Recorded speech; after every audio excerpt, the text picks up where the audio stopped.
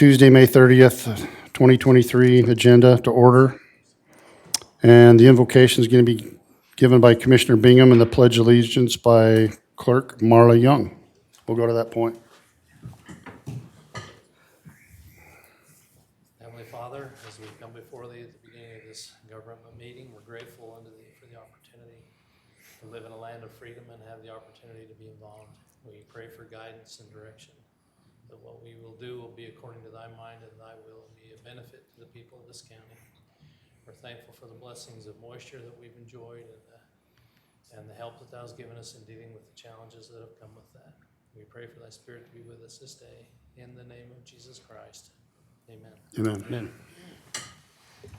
Please stand and join me in the Pledge of Allegiance. I pledge allegiance to the flag of the United States of America and to the republic for which it stands, one nation, under God, indivisible, with liberty and justice for all. Thank you. Thanks, you guys. It looks like approval of minutes for May 3rd, 2023. If you got those. 1 second here. We're just fixing the agenda here real quick. Okay. Timeout for, Gotta have a quick adjustment. You can keep going. All right. okay. Wait for me. All right, I'll make a motion to approve the minutes from the last meeting. May 3rd. Yes. I'll second it. Got a motion by Commissioner Perry, second by Commissioner Bingham. All in favor? Aye. Aye. Administrative review, reports, future agenda items. You guys got anything? Future agenda item, we're gonna deal with the forestry, fire, and straight land Right, contract. contract. We'll make sure we have that to deal with in the next meeting, And so. then I think I just told Marla about putting on the animal control contracts. We need to, is there anybody that we need to have here from Brigham or Tremonton? Do you think we ought to talk to them during that meeting, or what are your thoughts? If we can get them here. Yeah, we probably ought to talk with maybe have the chief. He's been very involved, the chief of police up there has been very involved in that. Okay. So maybe we can invite him to come to our next meeting and share with us where they're at and what they're doing. Does that sound okay with you guys? Sheriff? Jim? Bring Jim to the next meeting, since maybe he'll say something. Former agenda items. Anything to bring up on that? I don't think there is. Is there? You got anything? Okay. Can't think of anything right off my head. Emergency management issues.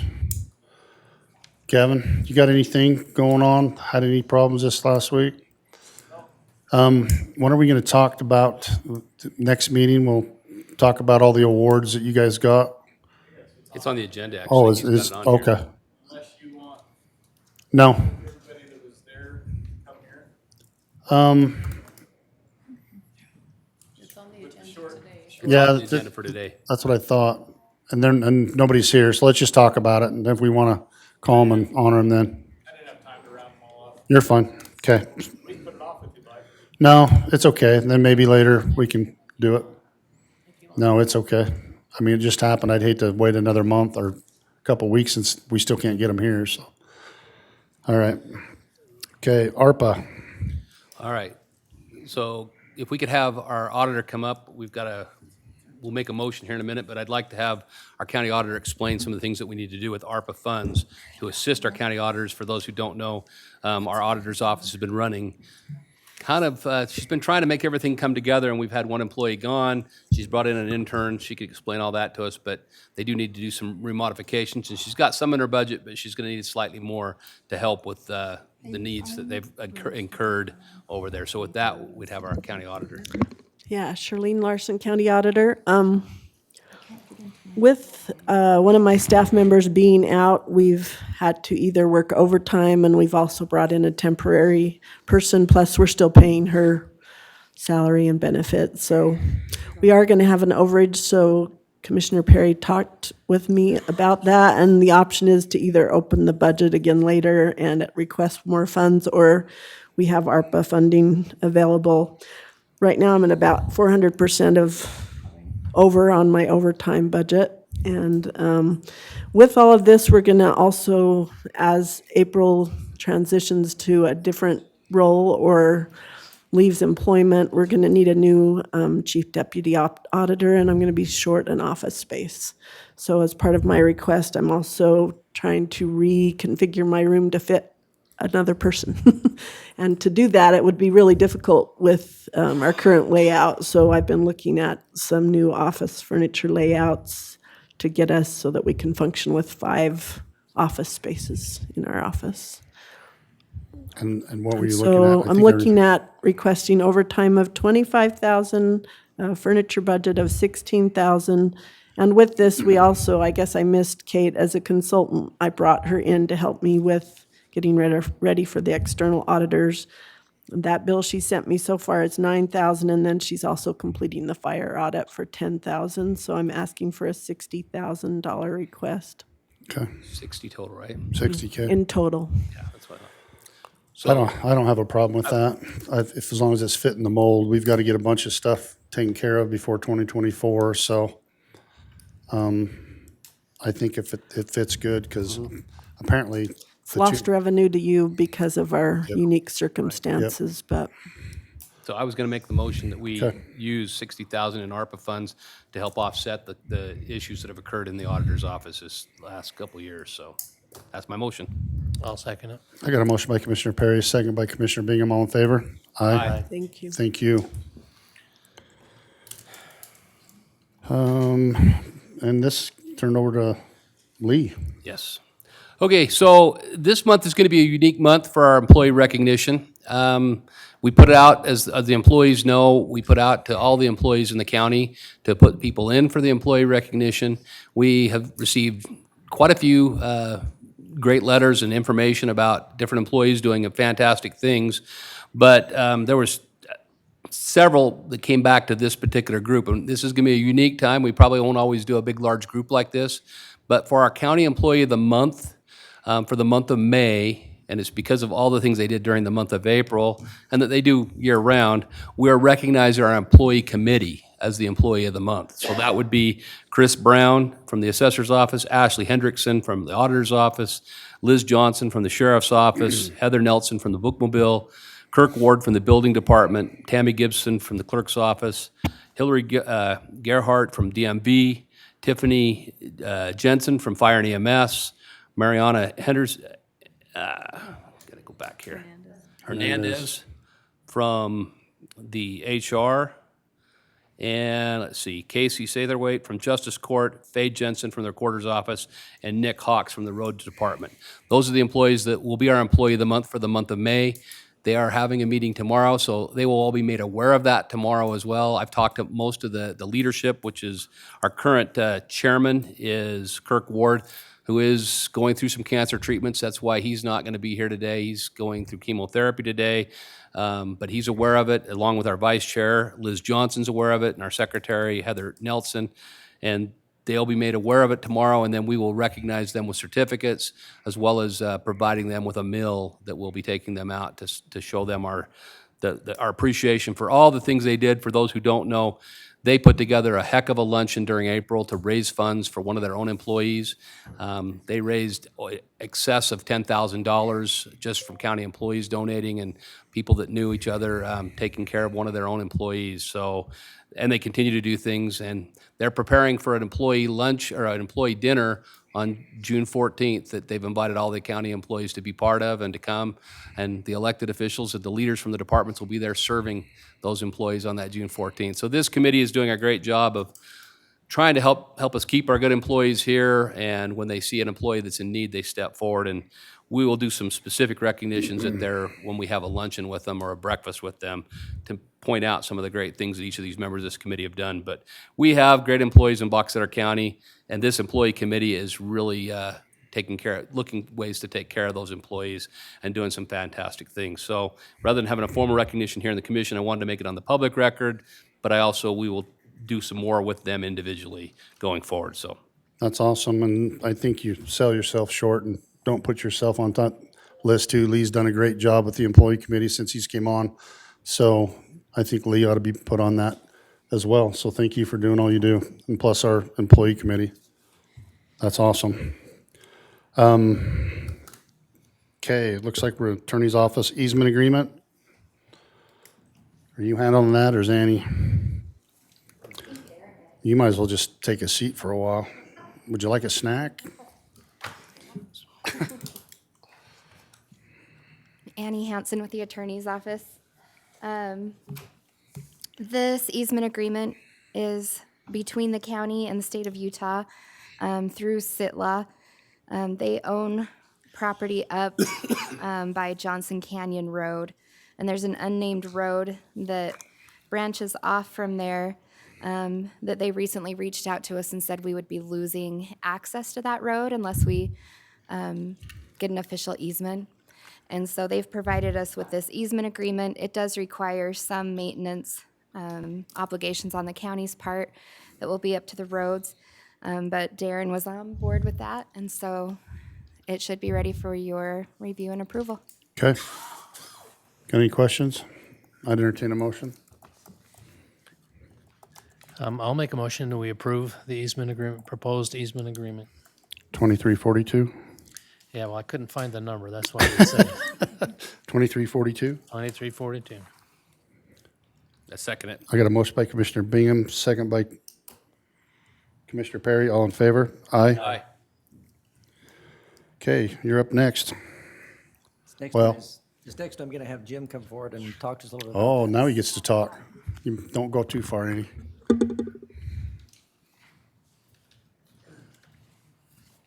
Before he sits down, I think are you our longest serving right now? In the sheriff's office? Yep. Just, Be 38 years in August. just wanted to thank you for your service. Thank you. Thank you. James Summerall from the sheriff's office. Go ahead, Steve.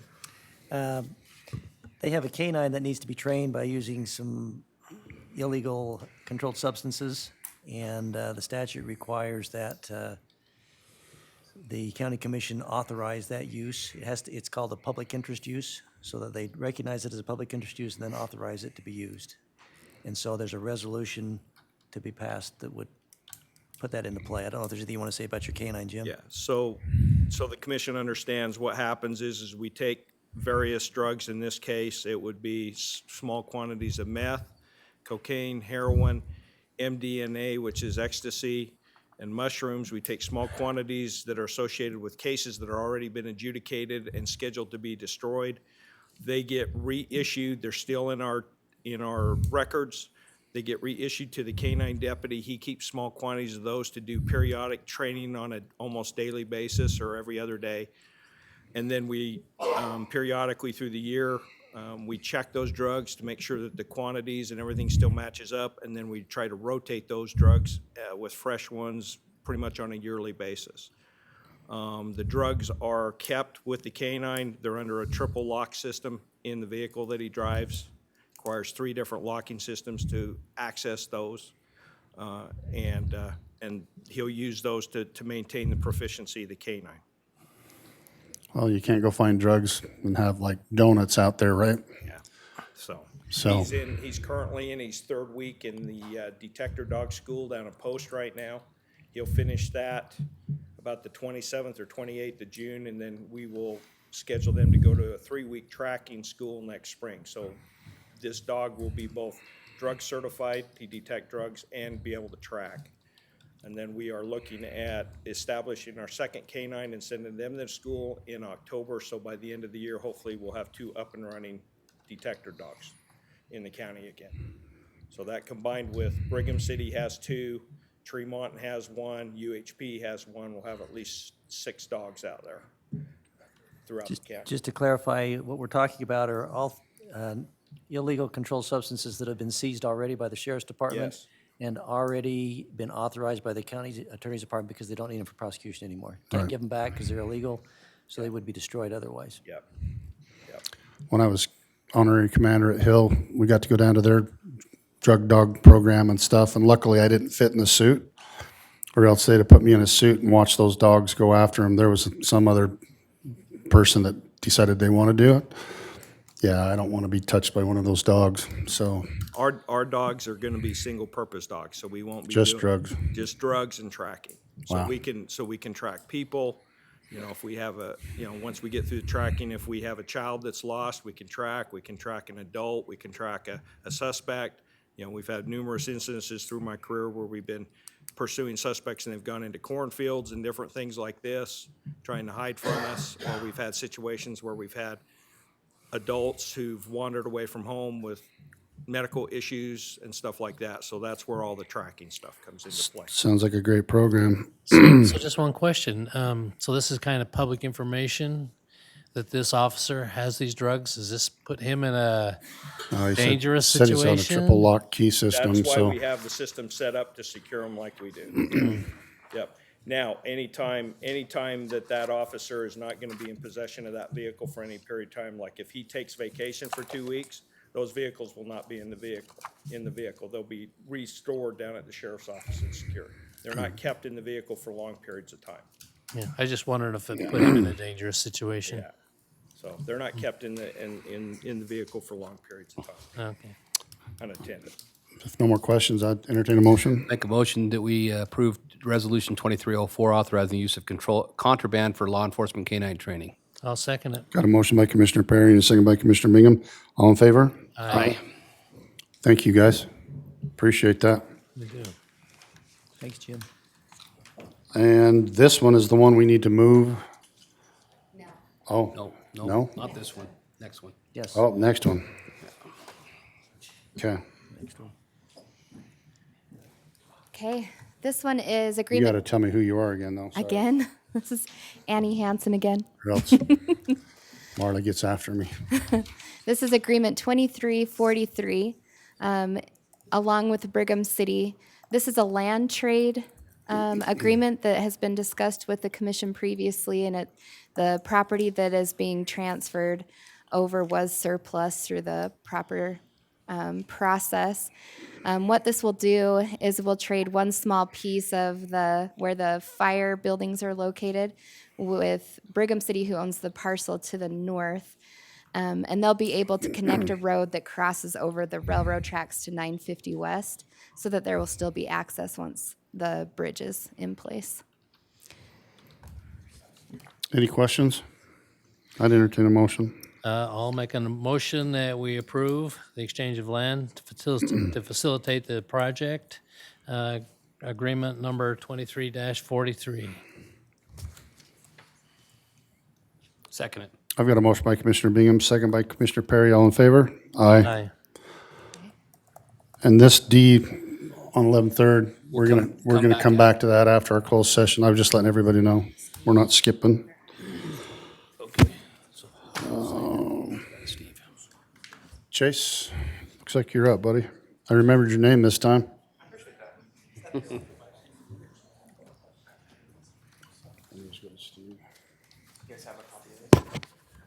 do. Yeah, we're good. Do I say my name? Yes. Chase Stratton, County Risk Manager.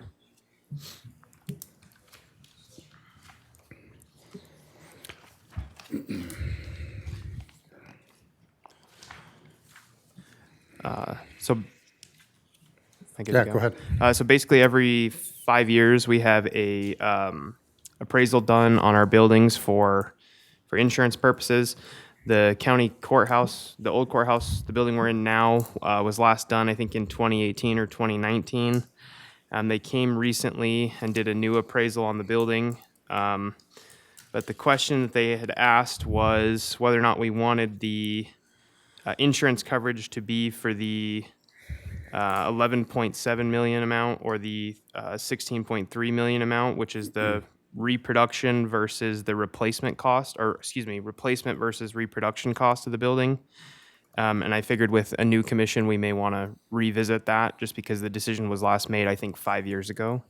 And the value of the building has gone up considerably since then.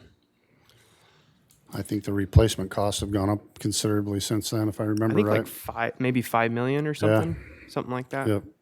I think it was about 6 and 10, and now Charlene, you've got something to say for this. You want to come up and maybe give us a little bit?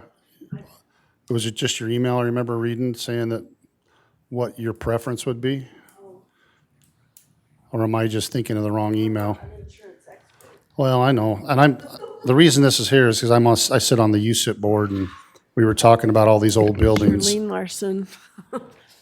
Yeah, I thought that you would want to go with the replacement, the higher cost, just because it's a historic landmark building, and that was my Reproduction. reproduction. Reproduction's the higher cost. Historically, we've done the replacement cost. So what's the difference? The difference would be they come in and actually do it the way it was. It's reproduction, correct? So that's what I would, that's how I weighed in. Hiring artisans, trying to reproduce the methods of construction and the materials, as opposed to just. What's the difference in cost? I can't remember now. So it's, let's see, 11.7 for the replacement, and then to actually historically reproduce the building. 16 something. 16.3. What's the difference in the premium, though? Does it say? 5,500 per year. That's the difference, more 5,500 more per year per year. to do the, Yeah, it's $1,200 per 1 million in property coverage. After watching what's going on with the steps out front, honestly, you guys will have to probably decide what you want to do in the future to see if you want to build on to replace it, or I'm getting hand signals from Cody back there. I don't know what the sign is. Probably has a different opinion. I don't know what the sign is, but He can, I'm sliding. Sounds, well, while Cody's coming up, I'll just point out the fact the state of Utah actually does the second of the two, the higher cost, because if they hadn't, like the governor's mansion, when it caught on fire, they wouldn't have been able to restore that governor's mansion, which was historic, to the method that they did without this insurance coverage.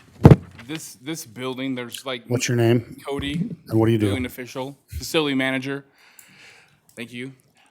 There's nothing a part of this building that is historical accurate at a point except for the footprint. So to do the historical, to put that back in place, I wouldn't want the boilers back. I wouldn't want the low efficiency that comes along with that. So that's something to also think about. I mean, just the woodwork in here alone is, this wasn't original. So we look at the bigger picture. Do we really want to spend the money and not have an efficient building? And that's going to cost us way more. So I would just say we can make it look nice, but yet still be efficient. We don't, the tradesmen, just to get the tradesmen to come in here and do that, this number is way too low. There's no way we could get a tradesman to come in here and match the wood. I mean, the wood alone, we just spent, I won't even tell you how much we spent on some wood in another building. And it was faux pas wood. So it's something, the $5,000 to cover that, I still think this number is If the property is undervalued on the appraisal, They they have to- some flexibility. But like, I think Cody and I were talking earlier. He thinks it might be way low as far as a reproduction cost, like more than 10 or 20% off. well, like you said, you look at what the steps are happening, which is that.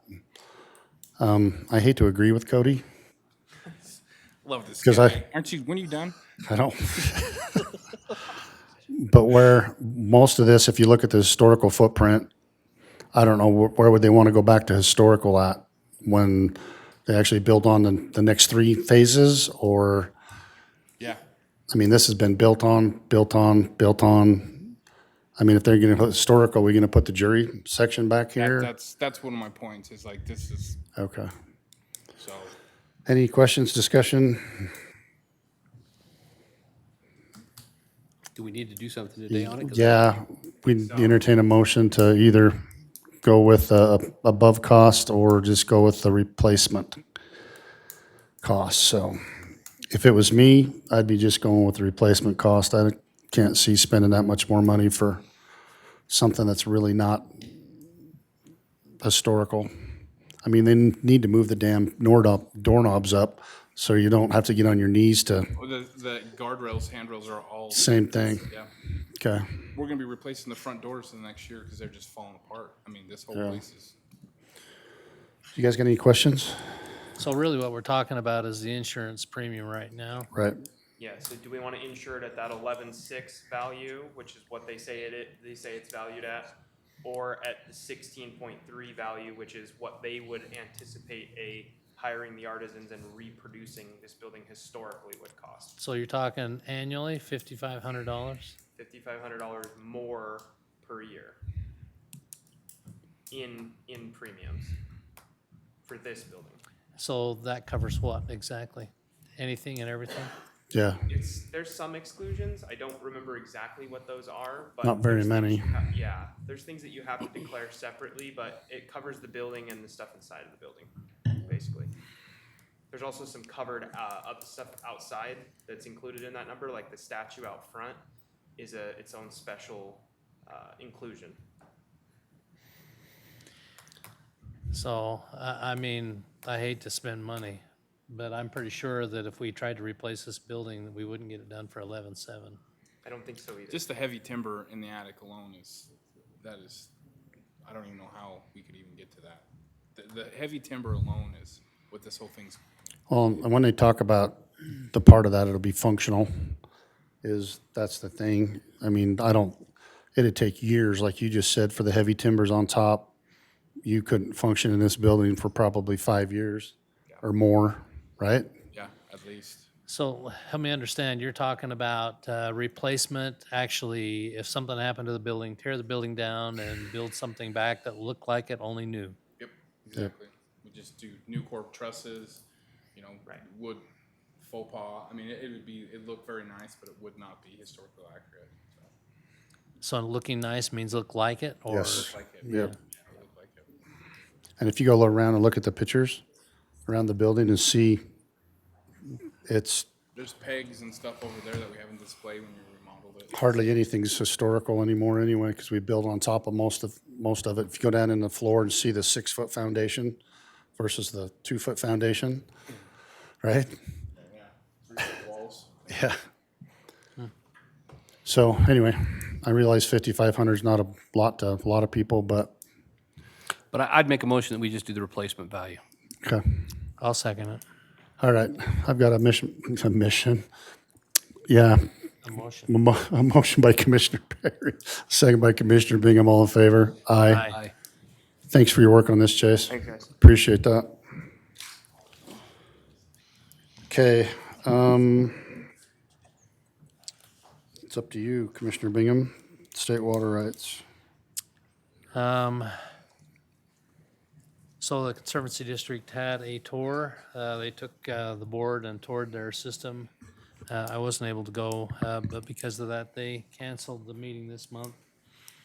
So there isn't really an awful lot of things to talk about. We did have that letter that we put together. Is that ready to go, Chrissy? Yeah. Okay, So if we're ready to go, we ought to send that, we ought to sign it, get it sent, and I'd entertain a motion. I'll make a motion that we send the letter to the state water engineer, Teresa Wilhelmsen, and concerning how we view the, Area 29. Area 29, yep. Okay, I'll second it. I got a motion by Commissioner Bingham, second by Commissioner Perry. All in favor? Aye. Aye. Did you say aye? I said aye. Oh, okay, I didn't hear you. Okay, the opioid settlement. Is that you, Lee? Have you got that one? Yes, I do. Okay. Do you want these, do you want to come up and play? Actually, yeah, can I, Jordan Mathis from Jordan. the Box Elder, our Bear River Health Department come up. So we've got the opioid settlement money, and it'll be coming in. This is a settlement that came through our Attorney General, and we signed on as a county as part of this.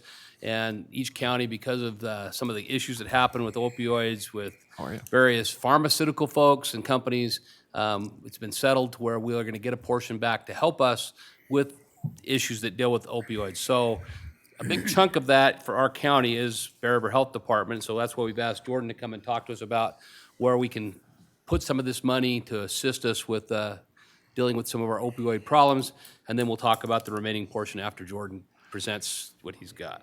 Yeah, so we brought together a group of stakeholders and looked over the MOU that said, here's the activities that you can actually utilize this for. So it is pretty restrictive on what we can and can't use the funding for. And so the document that I sent has the justification and spells out under the justification what specific activities in that MOU we're planning to use it for. At a really high level, and I hope these numbers are fairly accurate. The UAC number was $225,667.84. If you minus the 20% that you have to put for your stopgap, that puts you at 180, 534 and 27 cents. So that's the total, my understanding of what could be potentially the total coming to the county. In our first tranche. Yeah, in the first. That's actually what we've received already, what the county has received. We're going to receive more going forward, but this is our current receipt. This is where we're at, yes. Given where we're at in the opioid crisis, at a very high level, we were proposing to take whatever Bear River gets and put 30% of it towards prevention, 70% of it towards treatment, so we can start treating those who are being impacted. Hopefully, over the course of the 18-year settlement, we would start switching that ratio and get further and further upstream and hopefully have less people entering the treatment pool. But right now, being the case where we're at, we wanted to make sure that we're putting adequate resources to the acute crisis. So our proposal was to ask for 85% of what the county gets at a total of $153,454.13, and split that by that 70-30. Do you want me to go through detail on the justification in the MOU? I don't think so. If the other commissioners, I understand it. I don't Yeah. know if the other commissioners have questions And I've about read, that. I just pulled it up again, so. Forwarded to them the difference. There's those different activities in the justification that says The only these are what question we we're had, doing. and we've talked with our county, we may have, so I'm comfortable with these numbers, and I'll make a motion on that, but I think part of the motion is, we're not sure the 185, where you come up with your numbers, that we actually have to do any stopgap holding. So we think that it may have already been done with the I think it's total already amount. been done. So we may not have to do any more, but what we'll do is we would meet that, and then any remainder, my motion will have to do with, we're gonna give it to our county jail for our nursing program there, which also fits in line with this. Okay. So that's kind of where I'm at. Do you have anything, did Commissioner I Bingham, don't. is there anything? Okay, so I'd make a motion that we approve the 2022 opioid settlement request from the Bear River Health Department for the total amount, like I said, to split with 30% for prevention and 70% for the treatment area, for a total amount of $153,454.13 to go to the Bear River Health Department. And then if there is remaining portion of that for this 2022 year, that we would allocate that portion to go to the Box Elder County Jail with the nursing program to assist in those patients that come in when we have opioid issues and deal with the opioid issues dealt with by those nurses in that process. That would be my motion. I'll second it. Before I call for the rest of it, we were only one of 2 counties that didn't sign up with somebody else. And when we were in those meetings, to say the least, I was a little vocal about having a group full of attorneys telling us what we should do and what we shouldn't do. Well, come to find out, they took 20% of the total, the people that signed up, so you'd have been getting 20% less than what we got. So the other commission and us decided that we would go just by ourselves and go with the AG and not forego the 20% that the other attorneys were telling us that we needed to go with. So anyway, Gotcha. that's a little background on that. So I've got a motion by Commissioner Perry and a second by Commissioner Bingham. All in favor? Aye. Who should, well, I have one question. Where's the money coming from? No, well, we need to know that, but we also, the counties are the ones responsible for reporting, but we want to make sure that our utilization of the funds, we're reporting back to, so who do we coordinate with? Shirley, Sure, yeah, our auditor. she's right Shirley. behind you. Yep, so if you'll make sure to get back, just include her, so Shirley. And Morrison. honestly, I think you've already done it. I think all you got to do is forward what you've done with us. Receiving your documents. I've been- I don't know if they have it, but I have your email, so I'll forward mine to you. Okay. I've been forwarding everything to our auditor's office to make sure this is all done correctly. So. That's awesome. So yeah, we Thank just need you. to keep doing that, and then we'll work toward. We've given them some 2023 information at this point. We'll continue to work toward that. For those who don't know, the Bear River Health Department does take care of all the issues with drugs right now in the Tri-County area, and specifically for Box Elder County. So that's why we're doing this. Thank you. Best use of our Thanks. resources. I'm going to take a little privilege right here. Jan, do you want to come up and let's go through the Coke real quick, and then you don't have to sit through Scott's presentation.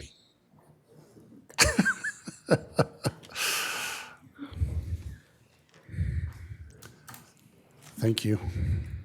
Jan Rhodes from representing the fairgrounds and the fair. Yep.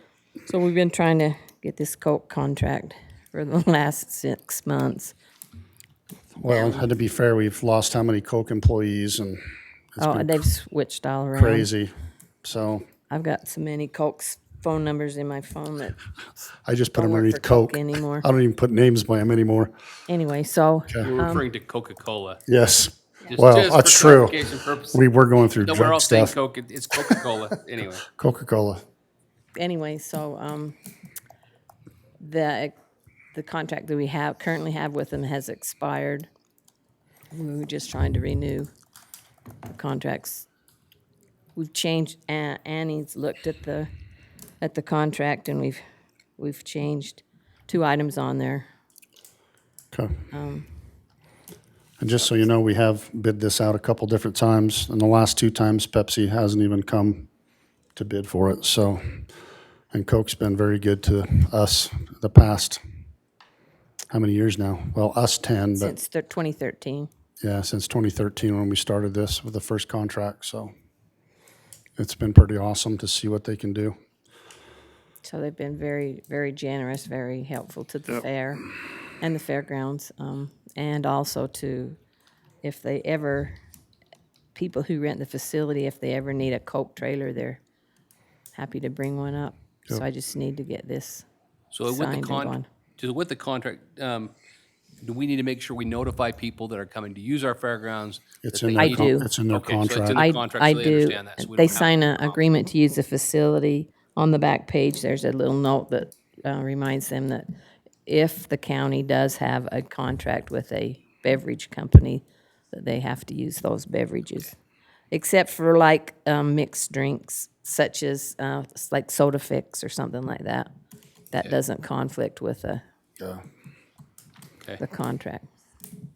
I'll entertain a motion.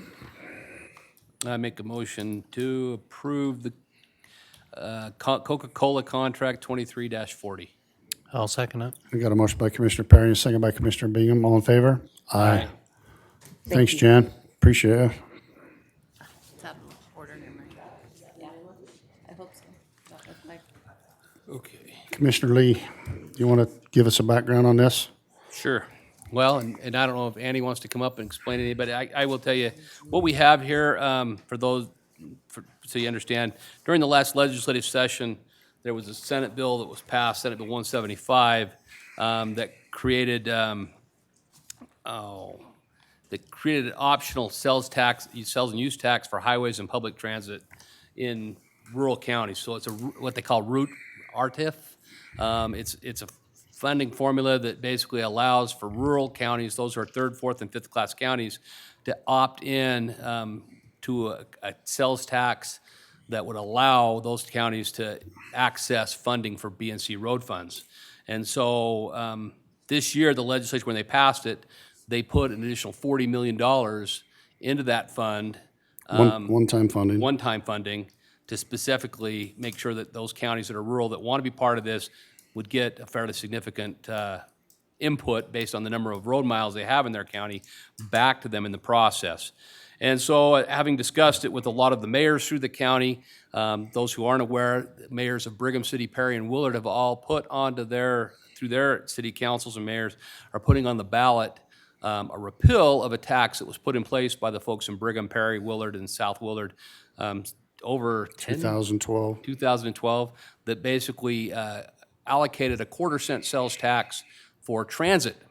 And that quarter-cent sales tax goes completely to UTA for transit purposes. Corridor And preservation. it's designed for corridor preservation, for them to eventually buy and develop a commuter rail to Brigham City, which was originally supposed to be done by 2020, and obviously we still don't see that here. But they are buying land in corridor preservation, but it's now been put off to where it won't be done until 2050. The thought is that we don't need to continue to pay in that quarter-cent transit tax for all that preservation funds, and that by them putting on the ballot to repeal that, if the citizens do that, we can pass this quarter-cent transit, which will actually allow us for county and city roads. And so Box Elder County would probably see somewhere between Box Elder County and the cities, somewhere around 5 million of that 40 million, and then there'll be ongoing funds from that.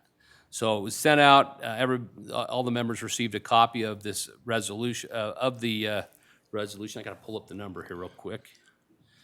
When you're looking at that, I'll actually talk a little bit about why this bill was passed. So back in the day, before the Olympics were here, all the outside counties were called home harmless counties. And they put in 5% of their B&C road funds to be able to go towards the Wasatch Front to help them with the Olympics. I was sitting in a meeting, so 20 years after the Olympics, and come to find out we're still paying 5% of our B&C road funds for the Olympics. We had to take it and actually have another bill drafted and put through. Our total loss for the county was about $12 million out of that 5% for those 20 years. And they decided that they were going to be gracious to us, and they gave us $1.3 million back out of the $12 million that we should have had. We have been on them and on them and on them for the last 10 years since I've been here to be able to make that right with us. So this is their last-ditch effort to make it right with us, and I'm pretty sure I heard in the meeting, Summers don't come ask us again. So, but it'll be 40 million, and if we don't do this, we don't get any of the 40 million, and we don't get any of the ongoing either, but it's all going towards transportation. I think Darren's already got it spent, so he's hoping that we can actually pass this and get access to these funds for the next, like I said, 40 million this year, and then I think a total of 7-point-something million ongoing. Clarifying, the 40 million is divided amongst Right. the third, fourth, and fifth class counties based on the number of road miles they have. Box Elder actually is going to receive one of the larger portions out of that 40 million and of the ongoing because of the amount of county roads that we actually have within our county and cities, Us, Tooele, San Juan, or some of the higher ones, yes. or some of the higher ones, so. Okay, go ahead. I'll quit interrupting. Well, I'll make a motion, and then we can have, I know Commissioner Bingham has some questions, but the motion would be that we adopt ordinance number 580.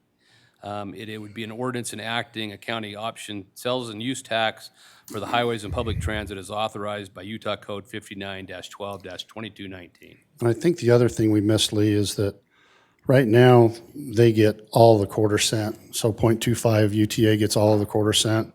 This changes it to the county gets 0.15, the cities get 0.10, and UTA gets 0.10 out of this new. Only in the In the ca- areas yeah, that have a only in- transit yeah. district. Everywhere else in the county, it would actually be divided up higher for the county and the cities, correct?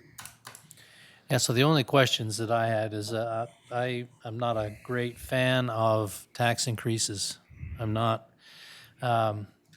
Personally, my taxes, I'm talking property taxes, not sales taxes, increased like 48% in the last 10 years. Well, and this has nothing to do with property tax. But it's still a tax. And, but I understand that actually, my experience is working for a municipality and trying to maintain roads without any fund. So, and I also understand that sales tax will include people who are traveling through and coming in, so I'm okay with that. Okay. So I will second the motion. I got a motion by Commissioner Perry and a second by Commissioner Bingham. All in favor? Aye. Thanks, you guys.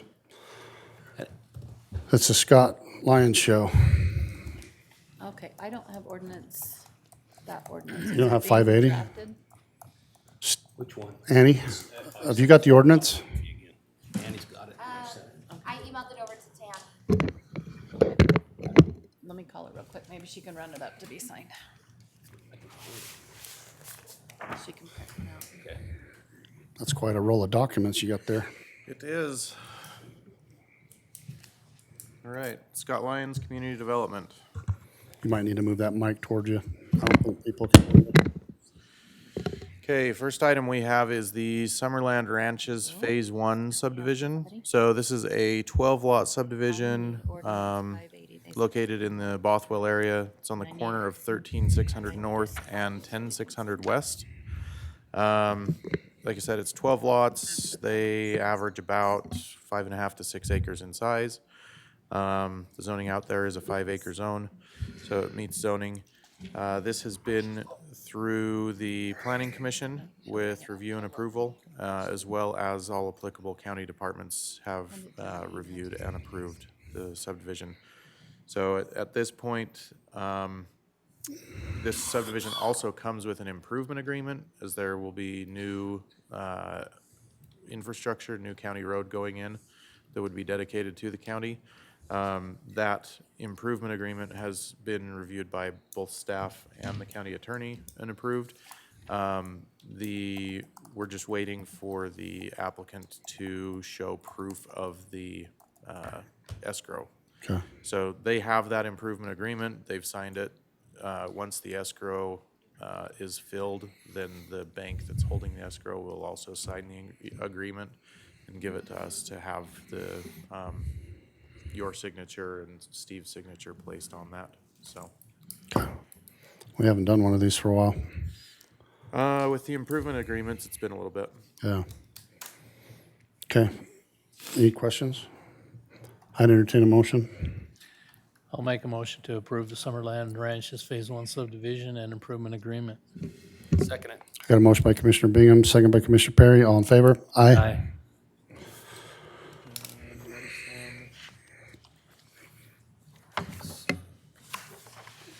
All right, the next one is the Conger subdivision. So this is a one-lot subdivision in the South Willard area. It's located on the corner of 8100 South and 950 West. It is 20,000, just over 20,000 square feet in size, 20,027 square feet. So what's considered a half acre, this meets our half acre zoning minimum requirement. It's in a half acre zone. This one has been reviewed and approved by all applicable departments and comes with a recommendation of approval. I'd entertain a motion. I'll make a motion to approve the Congress subdivision 1 lot. Second it. I got a motion by Commissioner Bingham, second by Commissioner Perry. All in favor? Aye. Aye. Have we started looking at floodplains and stuff yet with all these coming up? What's that? Have we started looking at floodplains and then ditches and everything we're doing? And drains. And drains, sorry, yeah. Oh, the field drains? Yes.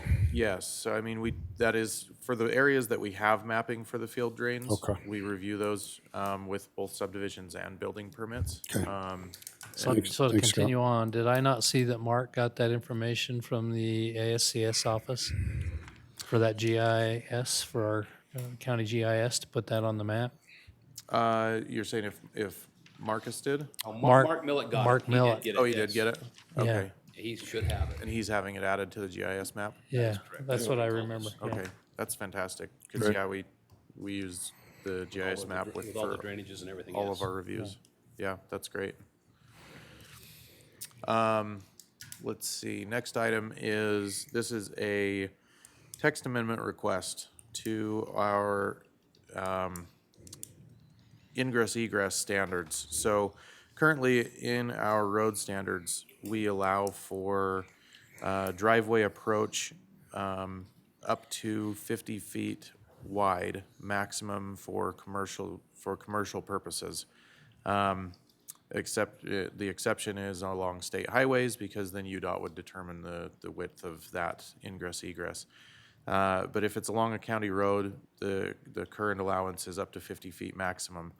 The request from the applicant was to expand that to 70 feet, so a 70-foot entrance. Now, the specifics of it were not to change the 50-foot, to leave that in most cases, most commercial cases, but to include new language that would say 70 feet, a 70-foot maximum width in the case of heavy truck traffic areas. So this was reviewed. This went to the Planning Commission. Public hearing was held, and the Planning Commission recommended denial. Their findings were based primarily on the road supervisor's recommendation of the 50 feet, feeling that that is sufficient, and that 70 feet may have a potential negative impact on the other properties in the vicinity, and that it would be unnecessary. If there were an issue with an entrance, then it's more likely that a deceleration lane may be more beneficial than a wider entrance. So I was at the meeting, Uh-huh. and what I remember is this isn't the only option, that in the event that, that they didn't like this, then they still had the option to annex into Tremont. Did I understand that correctly? That is correct. So if you were to focus on a specific project, being a text amendment, it would apply countywide. So the applicant in this case has a specific project that is adjacent to Tremont. They, at another time, they did ask for saying, well, it was allowed in Tremont for a separate trucking company. And the option was given to them to annex to Tremont to, have that similar benefit, you could say. In that same case as well, their original site plan was approved. It was approved with a 50-foot entrance. And so it was only at a later date that they came back wanting a wider entrance, which was not part of their original proposed site plan, so. But didn't we sign an agreement just a little while ago talking about annexation, to properties that we would go by what the future annexation would be? So correct. Now, if someone has a new project come in, if they're proposing a new project that's within a city's annexation area, then they would need to go to that city first. This project was applied for and approved prior to that policy. So their project is already approved with a 50-foot entrance. Okay. They're just looking, seeking a wider entrance to the property. Okay. I will make, No, I'm fine. Lee, you got any? I will make a motion to accept the recommendation of the Planning Commission on land use application Z 23-008 for denial of the 70-foot entrance. I'll second it. I got a motion by Commissioner Bingham, second by Commissioner Perry. All in favor? Aye. Aye. All right, this is another text amendment. So this one addresses commercial and manufacturing frontages and setback distances. This one specifically was requesting a definition for non-functional frontage. So if you're in a commercial or manufacturing zone, the applicant came up with some interesting language with the goal of saying if frontage is non-functional, then there should be a 0 setback along that frontage.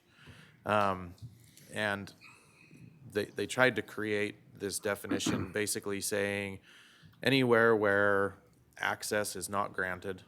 So, sometimes you have along a state highway, UDOT will only allow an access at this point, and then you're not allowed another access for an X number of feet, and then you can have another access.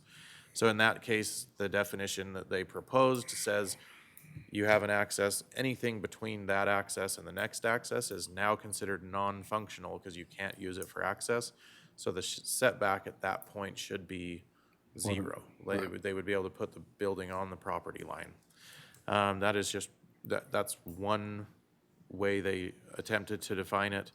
Another way saying if the slope, so geographically, if you had a road and a property and the slope between the road and the property exceeded a 5-foot rise over a 20-foot run, then that frontage would be non-functional as well. Another proposal that they submitted basically said that they said something to the effect of using the adjacent property or the right-of-way, if it was a wide right-of-way, using that right-of-way as the setback. But effectively what that does is use someone else's property as your setback. Right. Which is very unconventional. With all this said, this again went to the Planning Commission. The Planning Commission reviewed it.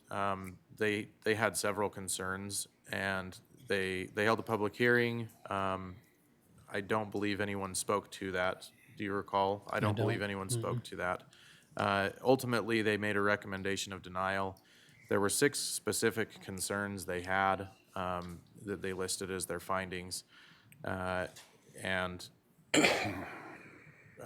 those were specifically that they had the concern. I guess all of those concerns are tied directly to the definition of non-functional frontage and allowing structures directly on the right-of-way line, essentially anywhere where an access is not granted by the county or by the state. And ultimately, that was the reason for denial, or the recommendation of denial. So that is what comes to you today. So I don't know if you have questions on that, or I don't. You got any questions? Okay, I'll make a motion motion.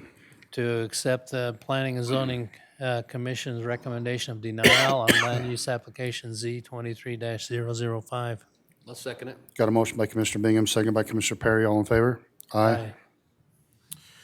The next item is a zoning map amendment request, ordinance 579. So this is located at 5200 West and 4800 North, just a little bit southwest of Bear River City.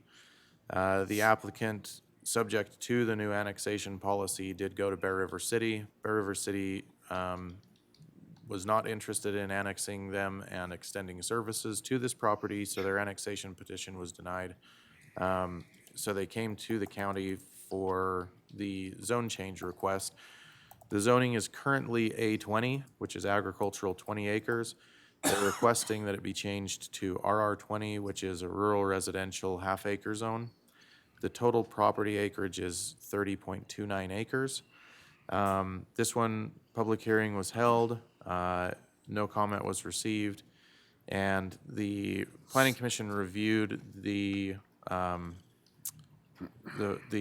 four required approval standards, which are whether the proposed map amendment is consistent with goals, objectives, and policies of the county's general plan, whether the proposed amendment is harmonious with the overall character of existing development in the vicinity of the subject property, the extent to which the proposed amendment may adversely affect adjacent property, and the adequacy of facilities and services intended to serve the subject property, including but not limited to roadways, parks and recreation facilities, police and fire protection, schools, stormwater drainage systems, water supplies, and wastewater and refuse collection. Following their review, the Planning Commission did recommend approval for this zone change request. So where are they getting their water from? At this point, they would get their water from private well. So they haven't submitted, water is officially reviewed as part of the subdivision That's what I was just gonna process, say. not the zone change process. But that is something that, as part of the review, you heard me just read that the adequacy of facilities and services intended Did they to put serve their the subject application in before property. this moratorium hit? I'm not 100% sure on that. Because that's what I would go back to them and ask, say, because if it didn't happen, they probably won't get a well. So the moratorium does not include one-lot subdivisions, which Yeah, but you're talking about 20 half-acre lots? correct. There's the potential for that if the services were available. But with the moratorium, that's not really feasible. Okay. With the exception, they would be able to do one lot, which is, my understanding, is the landowner's intention. Well, that's why I was wondering about the RR20 half-acre lots. Agreed. So wasn't the proposal just for 2 lots? I can't remember. I think it was one lot and an agricultural lot. Okay, that's what I mean. All So, right. so yeah. So Okay. if they were to try and change that going have to come forward, back they'd have to in. come and go through the process all over again? Correct. I mean, that would be a new application in and of itself. This would just change the zoning of the property. The actual division of the property is a separate application. So if I remember right, they mentioned that they already had water out there. So when the gentleman was discussing it, water didn't seem to be an issue, from what I remember, anyway. Okay. I entertain a motion. I can't remember, what was the recommendation of the Planning Commission? Basic On this approval. one, it was recommending approval. Okay. I will make a motion that we approve the Planning Commission's recommendation of approval on zoning map amendment ordinance number 579. I'll second it. Got a motion by Commissioner Bingham, second by Commissioner Perry. All in favor? Aye. Aye. Do you have that ordinance? Yes. Okay. The next request is another text amendment. So this one went to the Planning Commission at their last meeting as well, their May 18th meeting. And this one requests that, so the specific request here is, if public water is not available and a private well is required, buyers will be required to drill the well and test the water prior to the occupancy permit being issued. Subdivider may subdivide the lot and sell the lot with proper notice per 6.1.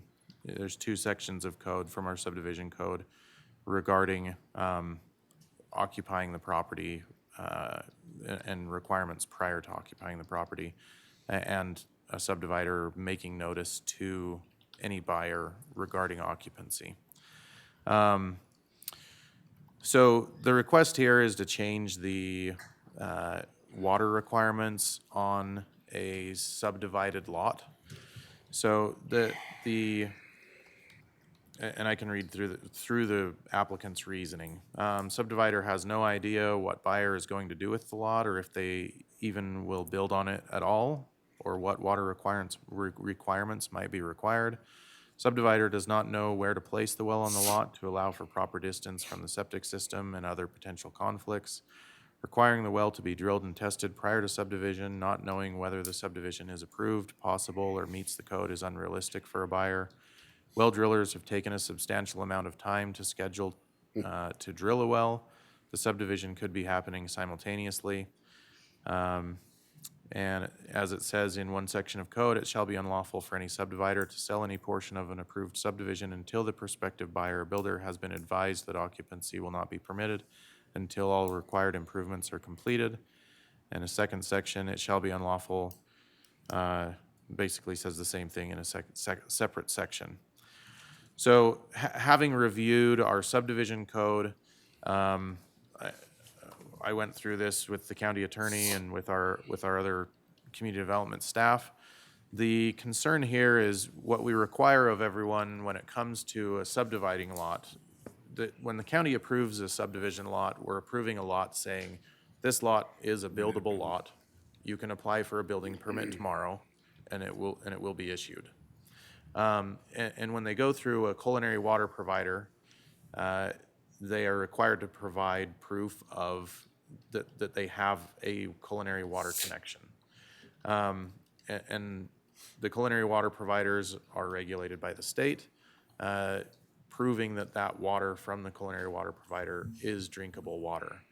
So based on our review of the code, we believe that there not only is complete language with regard to wells requiring that a well be in place and tested prior to the subdivision being approved.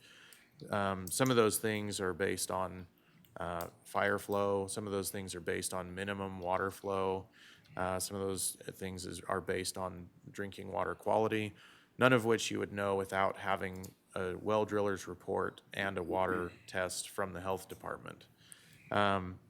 So it's our take that it would be the developer's responsibility to drill the well.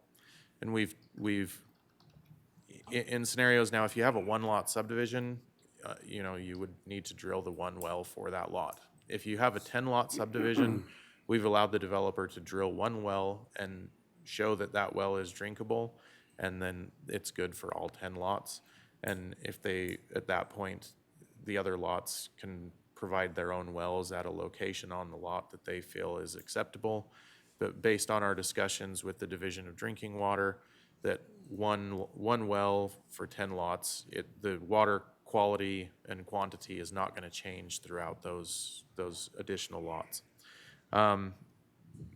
Some of the other concerns raised as far as well drillers taking a substantial amount of time, knowing that that's an issue, what we've allowed, as opposed to requiring the well driller's report and the water tests up front.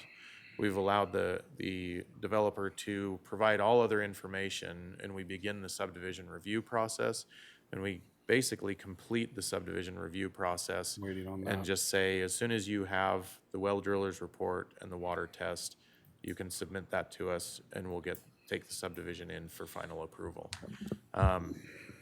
In fact, the next two subdivisions that you'll see have done exactly that. And, yeah, they waited a couple weeks sitting on my desk for those final water reports to come in, and, you know, then I put them on the agenda. You guys So- got any questions? Nope. So with all that being said, the planning commission reviewed the proposal, and the planning commission, a public hearing was held. I believe the only one that spoke at the public hearing on this one was a sibling of the applicant, basically stating, you know, some of those concerns that I read to you.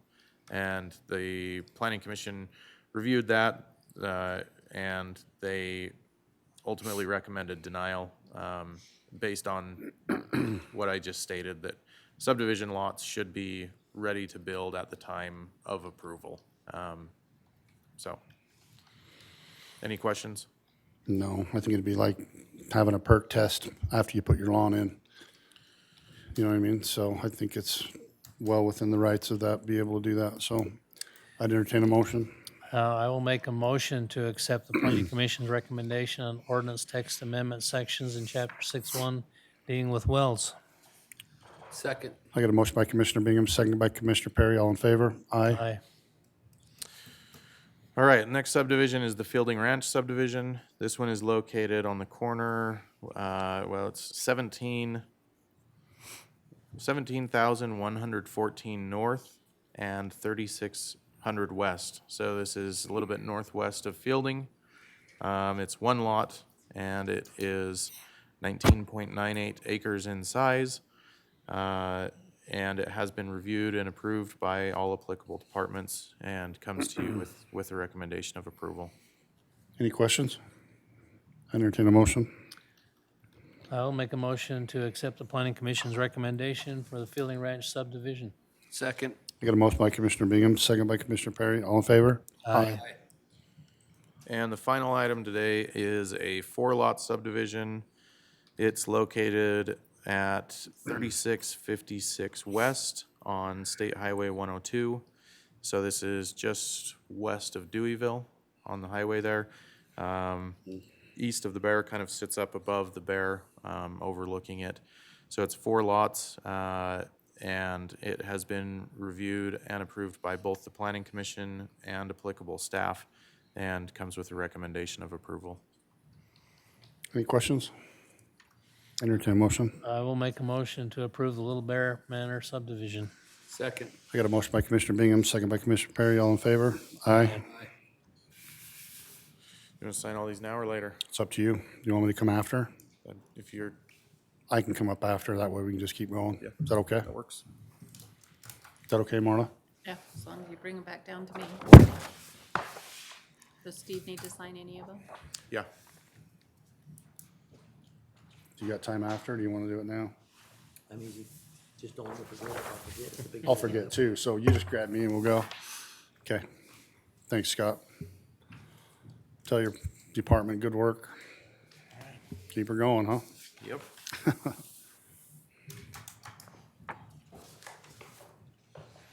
Cody Elam, building official, Box Elder County. Thanks. So this is just, we should have one more agreement after this one with Fielding. So this is just filling the gap for when Steve Bench retired. We're offering those services to him.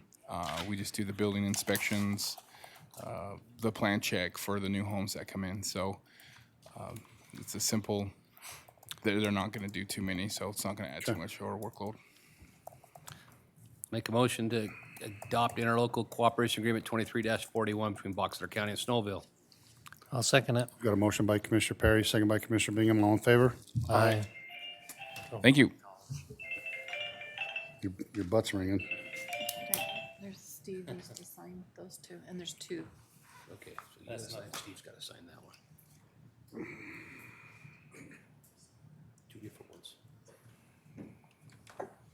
to find my name. Over on the right. Okay, it looks like we're at EMS awards. Kev? Well, I made you come up here because it was pretty cool, so.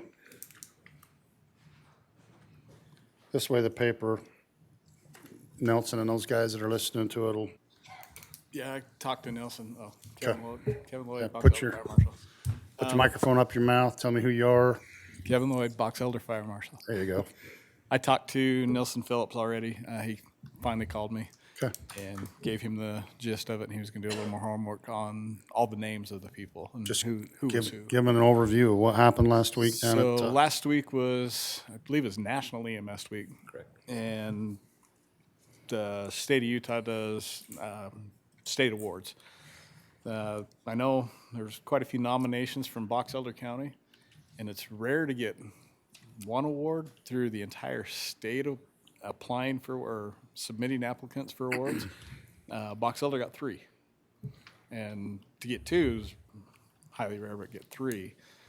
So we got Corinne, Thatcher, Northrop Grumman, Brigham City were all given outstanding award for rural incident of the year.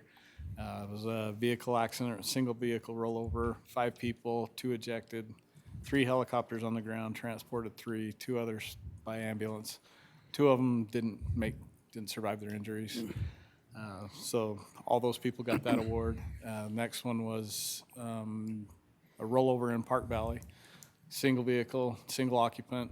Don't know when she rolled. 3 guys from Cache County were out there hunting and found the vehicle, found the girl, was able to keep her warm, call 911, had to leave somebody there to go get cell service, call 911. They waited about 3 hours to get from finding her to getting EMS there. One of our people put them in for Citizen of the Year, and all 3 of them got that. wow. And then Sam Yates, I don't know if everybody's familiar with her. She got EMS Nurse of the Year. So kind of a big deal through the county. That's awesome. Kind of cool. We got great people here. We do. That we do. Not thanks enough for everything everybody does. Yeah. You know, a lot of these people are volunteer, a lot of these people don't get paid. I mean, they get paid maybe something on a stipend and things, but it's amazing what they do. And we got a lot of ground to cover. That we do. So we appreciate your leadership and stuff in that. Go back and tell them good job. Good deal. Okay, thanks, Kevin. Thanks, Kevin. Charlene, Gina, you're up.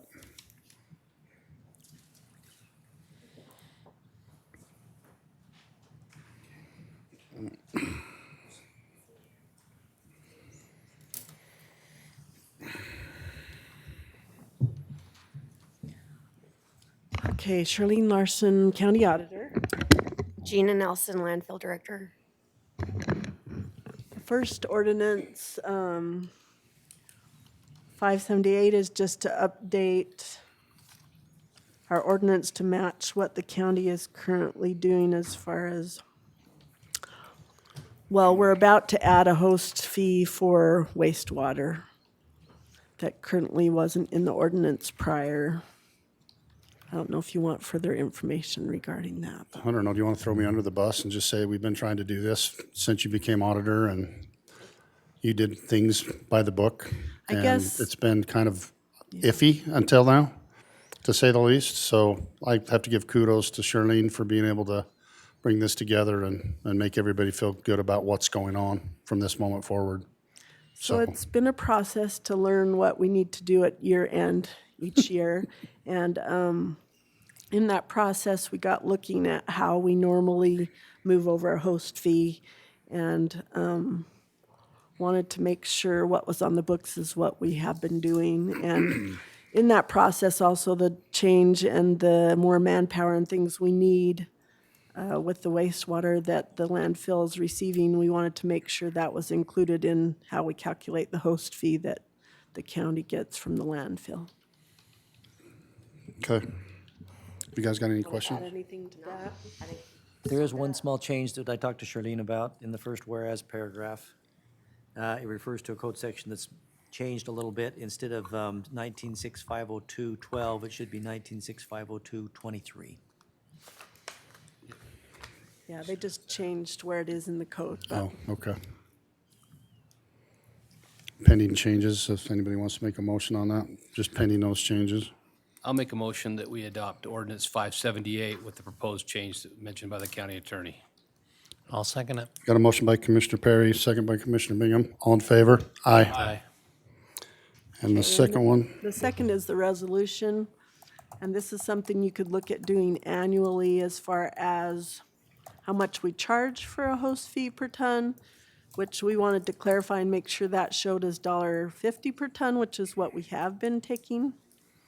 And also, we've been taking a 10% administrative fee of the total host fees, and that needs to be added to a resolution and approved by you. you got any questions? No. We're good on that one, Steve? Okay. Make a motion that we adopt Resolution 2303, setting the host administrative fees for Box Elder Solid Waste Facility. I'll second it. I got a motion by Commissioner Perry, second by Commissioner Bingham. All in favor? Aye. Thanks, Charlene, for everything. Thanks, Gina. You guys have been working your butts off up there. We appreciate it. You don't have RDA on here, so we'll break it for RDA. Oh, We have an agenda, but we don't have it on your, yeah, let's just finish up. okay? Hi, Chad. Hi, Sorry for missing you at the first and That's okay. making you wait 45 minutes. Chad Montgomery, Box Elder County Recorder. So I'm just here to talk a little bit about House Bill 351, passed this year, which creates a standards board at the state for the county recorders, just so that the recorders can be consistent on a few of the things. For informational purposes, I was put on that state board. The recorders asked me to be on there, so I'll be part of that. But in 351, one of the requirements is that the county legislative body needs to pass an ordinance that establishes an appeal board. So that state board, if they make rules or regulations, if the county recorder doesn't adhere to those, it leaves an option for individuals or companies to appeal that decision by the recorder.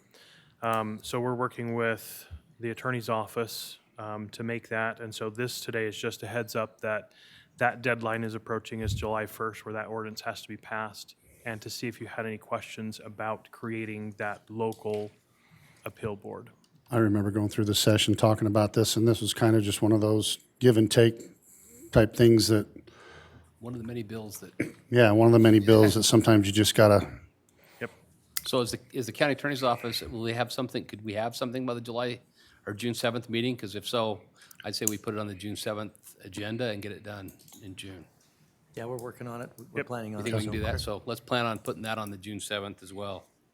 The county you really recorder want to have a appeals meeting that day, don't you? We already have to have a meeting, we gotta pass it. Yeah, but it's gonna be short. It will be, but one of us will get it done. This, Thanks, now you Chad. know all about it. Now we know all You can make about it. short. We can All get right. it done. Thanks, Chad. Thanks. Thanks.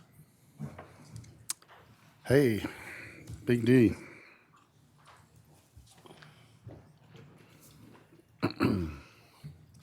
Darren McFarland, Road and Weeds Department, in proxy for Wyatt Freeze. I have in front of me a grant. It's for $7,000. Requesting your approval and signature, if you would. It's given to us by the Utah Weed Supervisors Association each year, and it gives us some funding for some broadleaf and some surfactants to use to attack the list of EDRR weeds that the state has. Just a little update on too about Darren. I've had a couple phone calls in the last couple weeks about saying how good he is to work with on some of our problems. So we've been really lucky to have you there on a part of things. So, and one of them came from Mike Schultz. So there you go. Thank you. Well, I called him and told him, but I didn't call you and tell you. So. Yeah. We you. appreciate you doing what you're doing for the county. That's for sure. I'd entertain a motion. I'll make a motion to approve the noxious weed grant number 23-30. 9. 39. Second. Put your glasses on. Does it say 30 up there? It's 39. Yeah, it's 39. I'm sorry, that's what I was looking at right there. Chrissy, I 39 can't and 30 be, are close. can you I make can't Commissioner be- Bingham a cheat sheet like I have? everyone I'm looking at's different, so I'm sorry Well, about you that. get-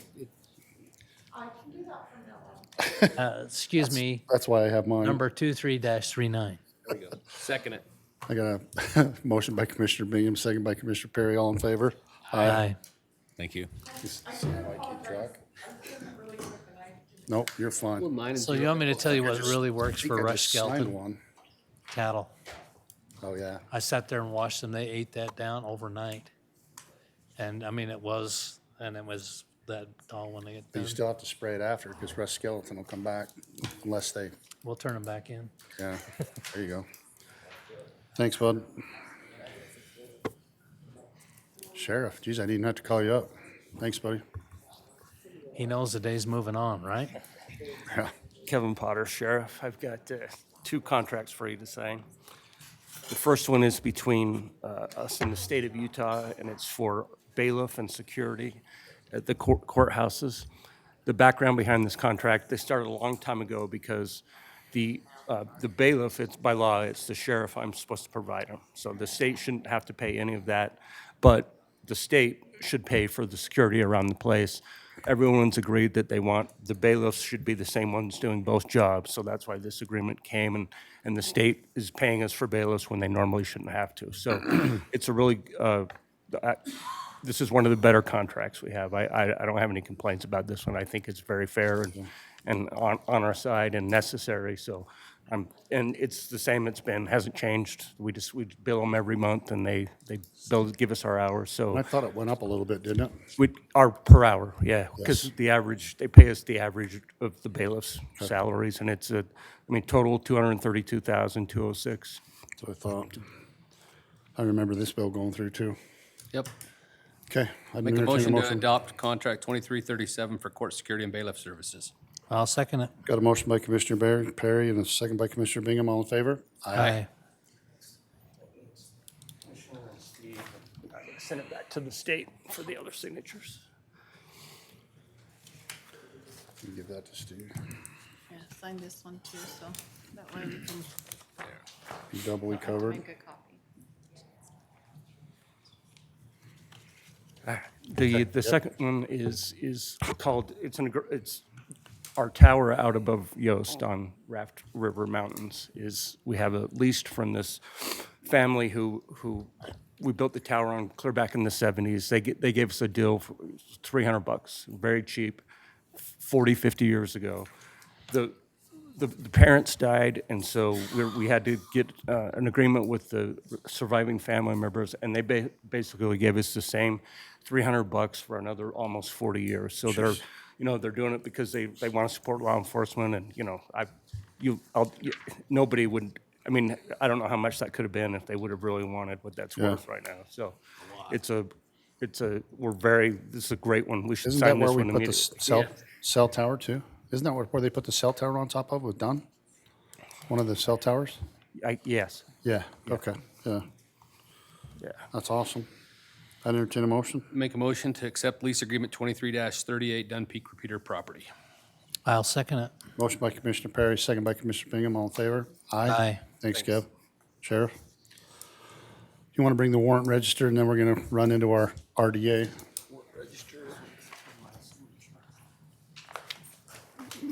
We don't have a That's a power, lease agreement.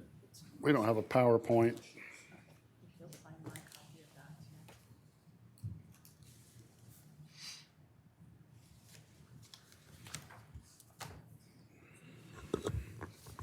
We're going to pause and go into our RDA session as soon as we sign a few things.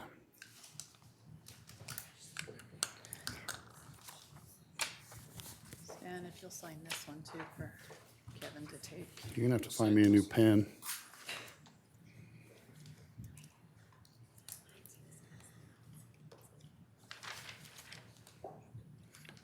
Is it just the one? Sorry, I think the paper clip just went off that, Marla. I got one here, though.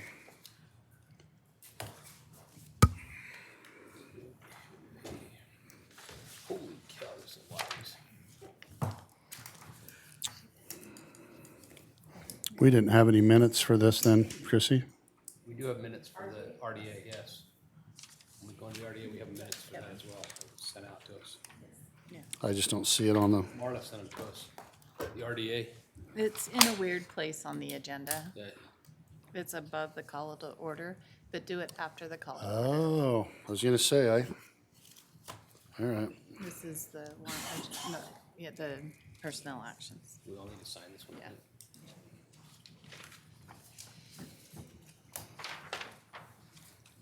Jamie, Chris, quit throwing things at me. RDA next, right? Yeah. Yep. We're good to do that on the 7th, and they'll accept it, so, okay. So okay, did you get the original back to Marla? Yeah, they made a copy. Okay, we got it, okay. Cool, thank you. We'll take care of it that day.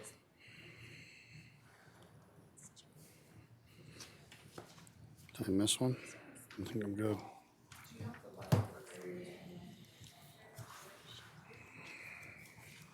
So we making go into RDA, making a motion to go into RDA? No, I just moved to go into RDA, I think. Marla, I can just move to go into RDA, right? To sign this. Oh, Yeah, you guys have been making a motion oh, lately. okay. We have been making a motion to go into RDA. All right. I'd entertain a motion to go into the RDA then. I make a motion, we go into the RDA meeting. I'll second it. Motion by Commissioner Perry, second by Commissioner Perry. All in favor? Aye. Aye. Okay, now give me a minute. What's that? Now give me a minute. We didn't put a date on that. I don't know. Did I supposed to sign that? I just did. You just kept throwing me stuff, so I just kept signing stuff. There's a lot This to goes this. inside that packet. Oh. It goes inside that packet with all that in there.